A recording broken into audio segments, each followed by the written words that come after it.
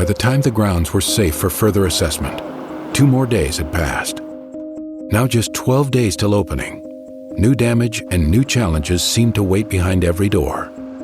The question on everyone's mind had to be answered.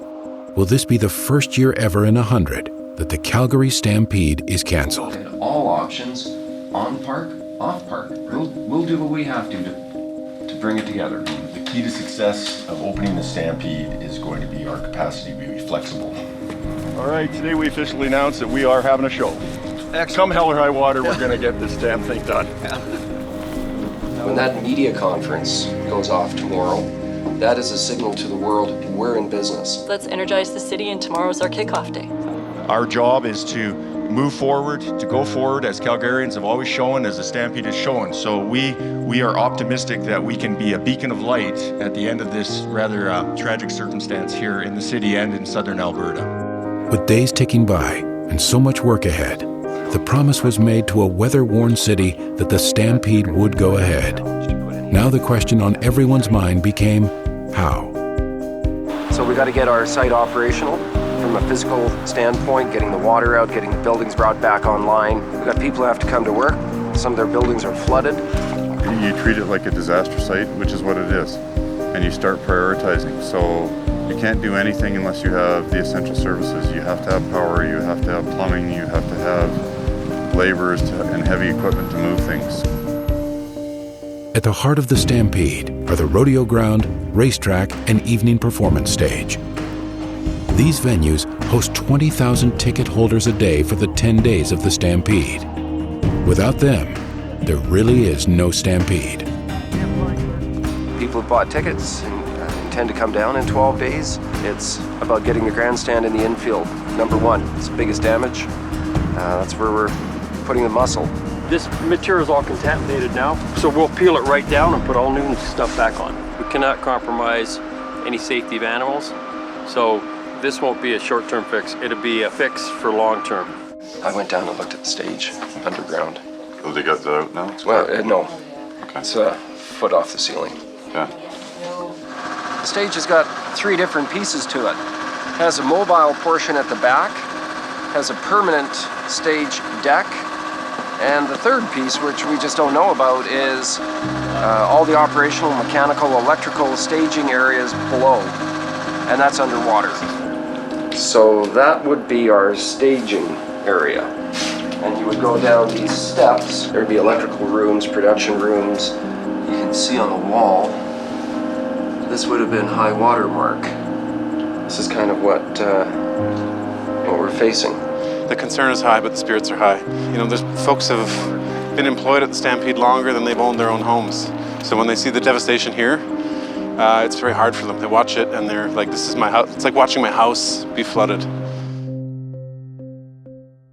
With the park deemed safe enough for work to begin, armies of workers were now being mobilized.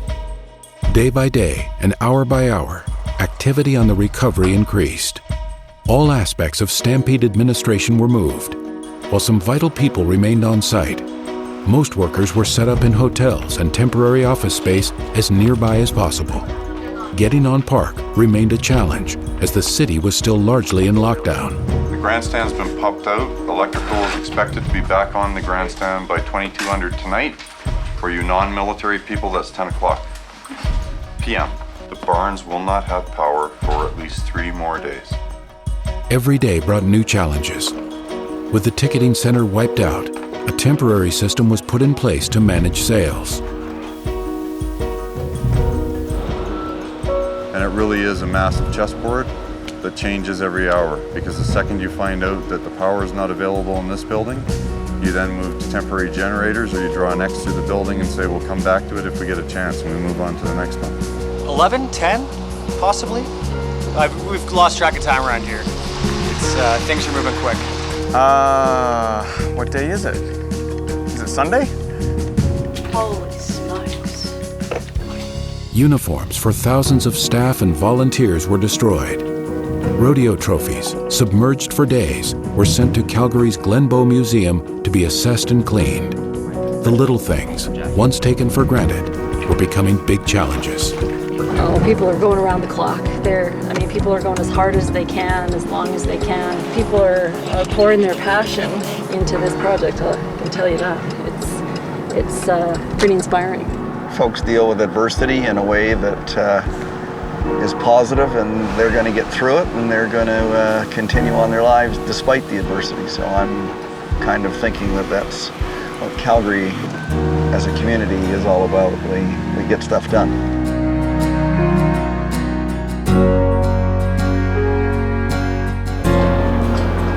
By now, the cleanup effort was non-stop, 24 hours a day.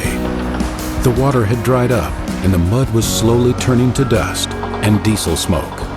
One of the other really cool things that's happened is the support we've got from people from all over North America saying, how can we help? And so there is equipment coming here from all over the place, including temporary admin trailers, bunk houses. We're from Minnesota. We've actually got members of our team that have been from Florida, from Connecticut. We've got Chicago, Kansas City.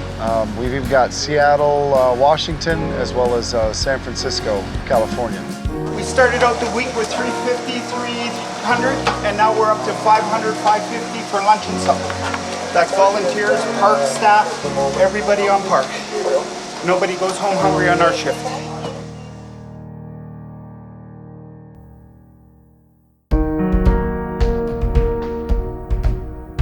With an army of workers on site, the cleanup became a rebuild.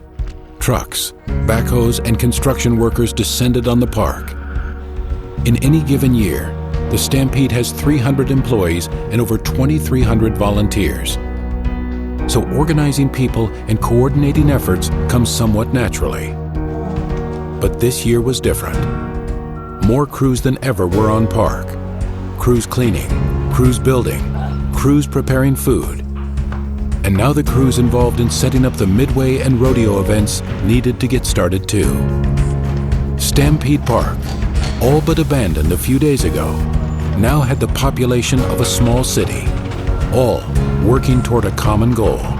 The operations people have been absolute miracle workers over the last 36 hours in terms of what they've been able to achieve, the plans they've been able to put in place.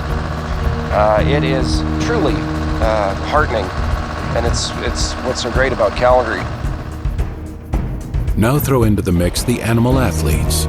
Some 500 horses, bulls, and calves due to arrive during the most chaotic days of the rebuild. The Stampede of 2013 was a logistical challenge like no other. But with the arrival of the rodeo stock came a new sense of optimism. There's no way we weren't going to have a Stampede. We'd have done something. If we had to, we would have done it down on 8th Avenue. Right? Without a doubt. Oh, you betcha. There is no question about it. Oh, absolutely positive. We'll be ready. The crews have done a great job. It's been miraculous. Even if we have to work 24/7. Yeah, we're going to have a Stampede. I think everybody's going to get together and pull it off. Oh, we'll make it happen. I don't think anybody on park thought it wasn't going to happen. One question did remain. With so many people's lives turned upside down, was the community ready for a celebration?